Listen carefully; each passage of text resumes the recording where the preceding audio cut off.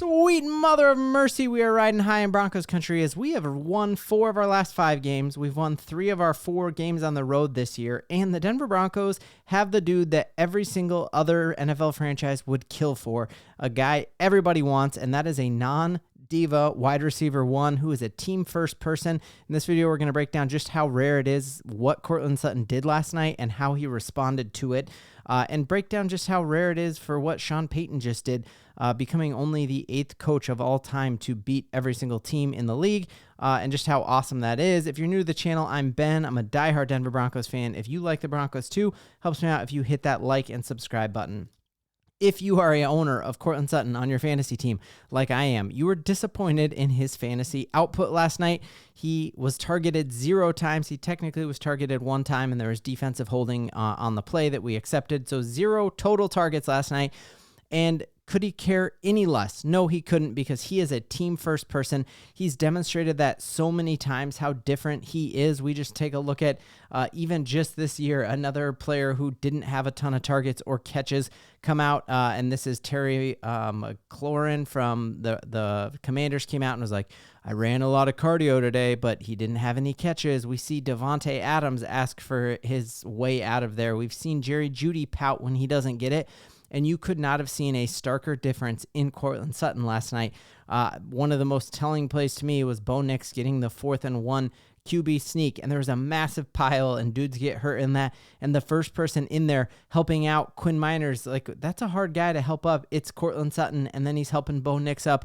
You see him on the sideline after the game, Susie Wargin, who I've been listening to since I was a 12-year-old boy, coming out and saying, like, hey, the first person clapping dudes off the field was Courtland Sutton. And so that is a huge rarity. I think that there is a real chance that basically going into this game, Sean Payton told Courtland Sutton, hey, we want to get our rookie wide receiver, Troy Franklin and Vele, a lot of action. You're going to get doubled over the top.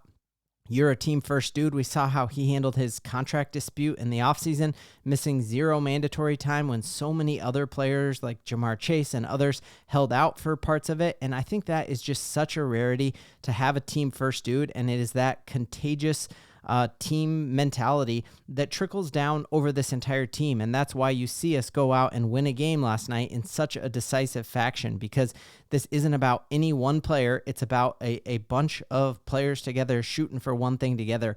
You see that on the defensive side of the ball. Last night, we dominated that offense with 0 first-round picks on the field. A bunch of no-name dudes who don't make it about themselves. They make it about every single other person. You see Justin Stranad do the same thing, that he had a ton of action once Singleton went down.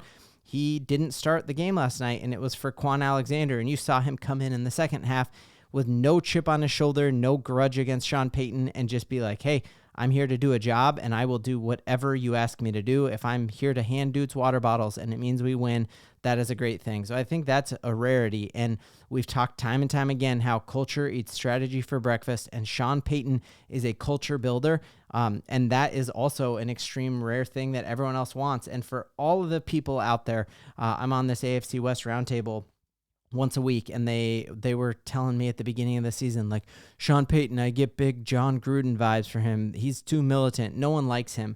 And you just see the fact that that Courtland Sutton shows up and does what he did last night and is a team-first person in a win and doesn't care about his production. That shows that. And then you take a look at just like his reception last night after the game, and you just see him getting bear hugs from dudes. I guarantee you, a Bill Belichick on the sideline coaching against the Patriots again, he's not getting this kind of love from everyone. Look at Alvin Kamara just wrap him up and be like, hey, this is the best coach. Even hearing how Drew Brees revered Sean Payton last night when he had his time in the booth, and talk about, he called it the Sean Payton era, and how much Sean Payton wasn't just rebuilding the Saints, he was rebuilding the whole city of New Orleans. And so I think this is on full display why we gave up a 1st and a 2nd round draft pick to have Sean Payton.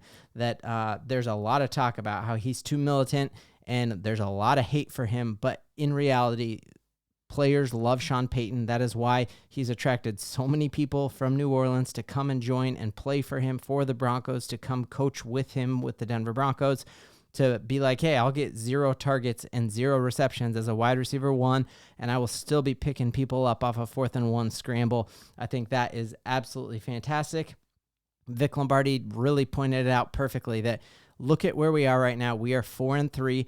No one outside of Broncos country said that was even a possibility. And it all starts because Sean Payton has changed this culture.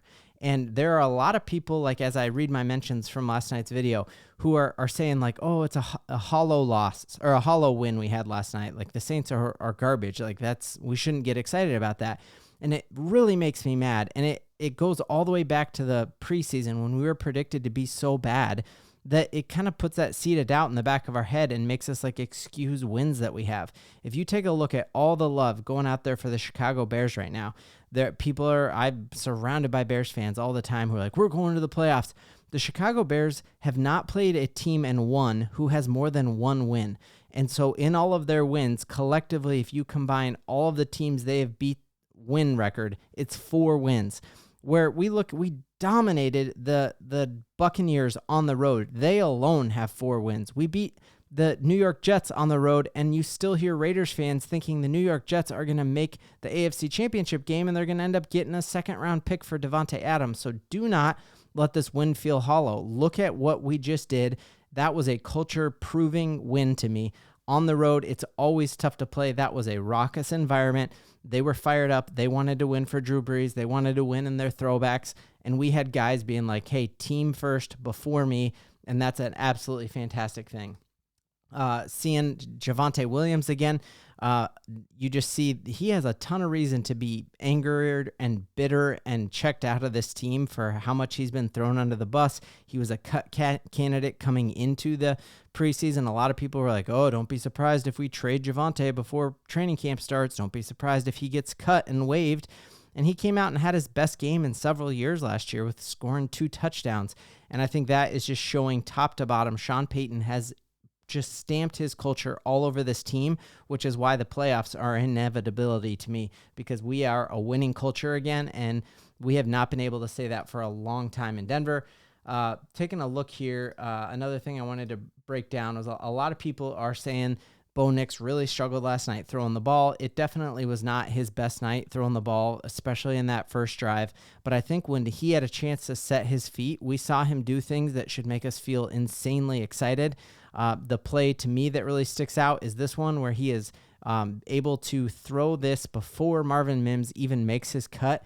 And this was a very catchable ball. Truly, if this was thrown to Courtland Sutton, who had 0 targets, he would have caught it. Courtland doesn't care because Courtland's here to win.